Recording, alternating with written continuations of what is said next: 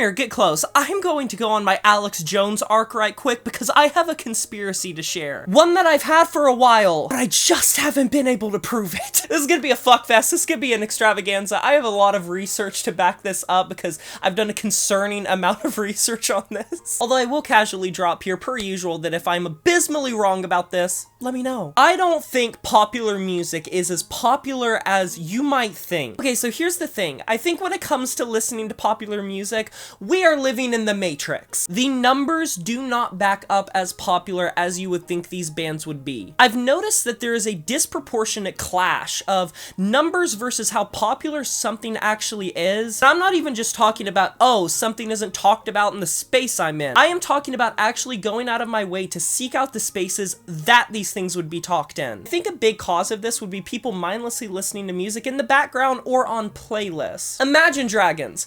Everyone knows Imagine Dragons. They're such a household name, both for all of the good and bad reasons. They have some of the biggest songs of the 2010s and 2020s. They have songs that have went into the hundreds of millions. I think they've hit billions at this point. They have 54 monthly listeners on Spotify alone and music videos that have well over 1 billion views on YouTube. They're so well ingrained in the musical lexicon. You guys know Reddit? You know, the very popular site that has a lot of different Reddits for a lot of different interests. But I wanted you guys to do a little bit of an experiment, not for me, for yourselves. In your own head, or verbally, how many people do you think follow the Imagine Dragons official subreddit? I think it'd be a pretty fair guess to assume it's probably in the hundreds of thousands, maybe 500,000, and maybe that's highballing it. Maybe it's like 100,000, 200,000. Certainly it couldn't be lower than 75 or 50,000. They have 45,000 and only 11,000 weekly visitors and only 300 posts. You know what subreddit has more than that?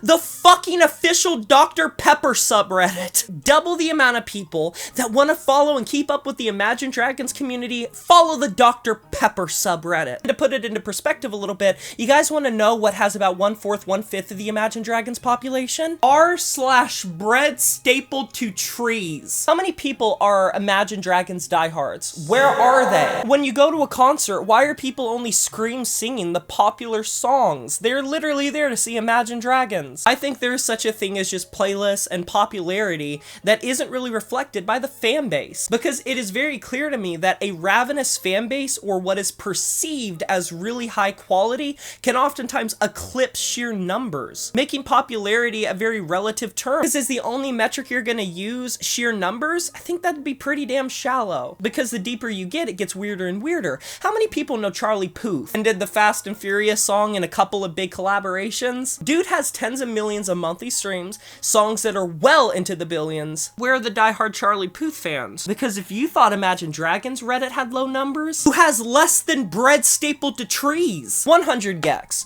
Very iconic project in the past decade, been a cornerstone of musical culture, generated so many memes, so much buzz, and they don't even have 2 million monthly listeners on Spotify. So you would naturally think such a digitalized band that is so fueled by Gen Z would be very big on Spotify. Not to mention the way that people talk about Ethel Cain, you would think she has 70 million monthly listeners. And this goes for rock and metal too, specifically popular rock and metal. There are hallmark namesake bands that are big because they're just big, because they're popular, because they make good music in people's eyes. And of course there are big breakthrough bands like Knock Loose and Bad Omens and Spiritbox and Sleep Token. But the amount of like Rise Records, metalcore / alt metal and alt rock bands that have like hundreds upon thousands of monthly listeners. And when I went to Blue Ridge Rock Fest years back, there were some Rise Records metalcore bands there, and the sheer lack of energy by people in the audience was insane. So what do you consider popular? Is it just numbers? Because clearly that doesn't translate to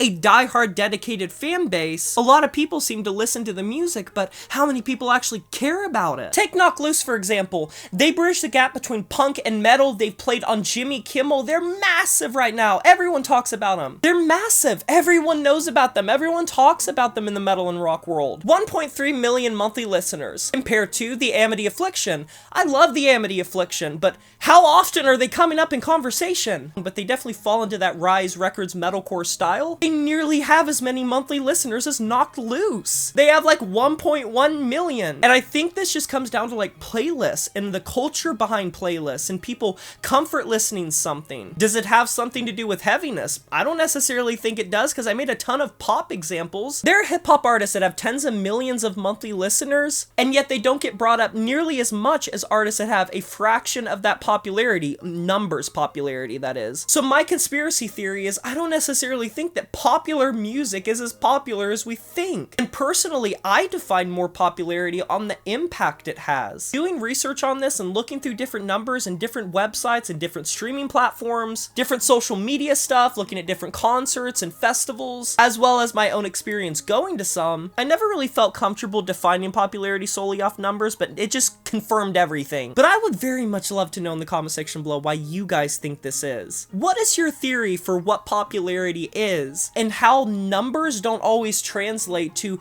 the impact a band has? Just being talked about a lot, having a big cultural impact at the time, having a big cultural impact on like music culture and just internet culture as a whole, seemingly having stronger fan bases, more ravenous fan bases. What constitutes that? I don't know, it's just some food for thought, I guess. Let me know down in the comment section below your opinions of this. I can't wait to hear it. Agree or disagree, there is no wrong answer. Be sure to like this video if you enjoyed it, subscribe to join the review family today, and smash that notification bell to be notified of my future uploads. You know who it is, my name is Jay Morris, and I'm signing off saying farewell.